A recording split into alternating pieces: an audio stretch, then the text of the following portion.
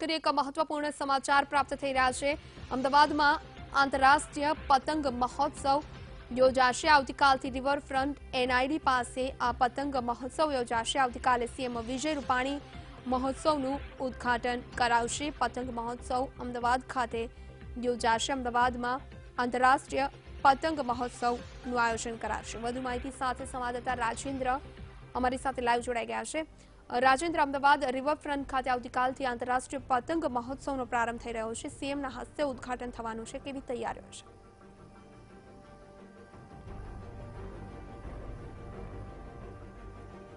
ખાસ કરીને વાત કરીએ તો ઇન્ટરનેશનલ ફેસ્ટિવલનું આયોજન અહીંયા રિવરફ્રન્ટ ખાતે કરવામાં આવ્યું છે।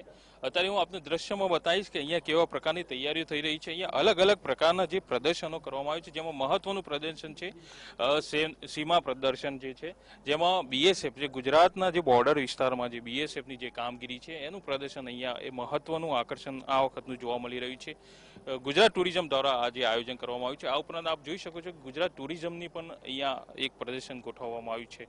ખાસ કરીને વાત કરીએ તો કેન્દ્ર સરકારની અને રાજ્ય સરકારની જે યોજનાઓ છે એ યોજનાઓનું પણ પ્રદર્શન અહીંયા જે કાઇટ જે પતંગના ફોર્મમાં અહીંયા જે પ્રદર્શન કરવામાં આવ્યું છે, જેમાં પ્રધાનમંત્રી જનધન યોજના હોય કે બેટી બચાવો બેટી પઢાઓ યોજના હોય તેની તમામ પ્રકારનું જે પ્રદર્શન છે એ અલગ રીતે અહીંયા રજૂ કરવામાં આવ્યું છે। ફોટો ગેલેરી અહીંયા ફોટો ગેલેરી છે, જેમાં અલગ અલગ જે કાઇટ છે એના ફોટો અહીંયા ફોટો ગેલેરી બનાવવામાં આવી છે। આ ઉપરાંત ગુજરાતના જે ઐતિહાસિક જે સ્મારકો છે જેમનું ઐતિહાસિક મહત્વ છે એની પણ એક ગેલેરી અહીંયા તૈયાર કરવામાં આવી છે। કારણ કે આ કાઇટ ફેસ્ટિવલમાં ભારત ઉપરાંત વિદેશથી પણ અહીંયા જે પ્રવાસીઓ છે આ કાઇટ ફેસ્ટિવલમાં ભાગ લેવામાં આવે છે, તેથી જે ગુજરાતનું જે ઐતિહાસિક મહત્વ છે એને રજૂ કરવા માટે અહીંયા એક ગેલેરી બનાવવામાં આવી છે। કાલથી કાઇટ ફેસ્ટિવલની શરૂઆત થવાની છે। વિજય રૂપાણી, ઓપી કોહલી જે રાજ્યપાલ છે તેઓ અહીંયા ઉદ્ઘાટન કરવામાં આવે છે।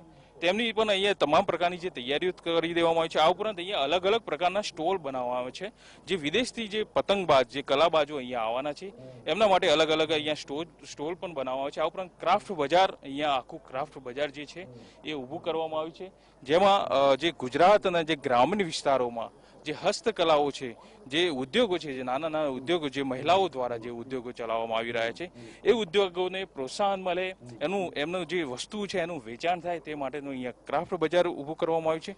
કારણ કે જે વિદેશથી પ્રવાસીઓ આવે છે એ ગુજરાતના ખૂણે ખૂણે નહીં જઈ શકતા, તેના કારણે જે આ ક્રાફ્ટ બજાર છે જેમાં એક જ સ્તર ઉપર તેમને તમામ પ્રકારની જે વસ્તુઓ મળી રહે તે માટેનું એક ક્રાફ્ટ બજાર અહીંયા ઊભું કરવાનું છે। આજે સાંજે આ ક્રાફ્ટ બજારનું ઉદ્ઘાટન કરવાનું છે અને અત્યારે જે તમામ પ્રકારની જે તૈયારીઓ છે અહીંયા કરી દેવામાં આવી છે। જી બિલકુલ રાજેન્દ્ર, આપનો આભાર માહિતી આપવા માટે।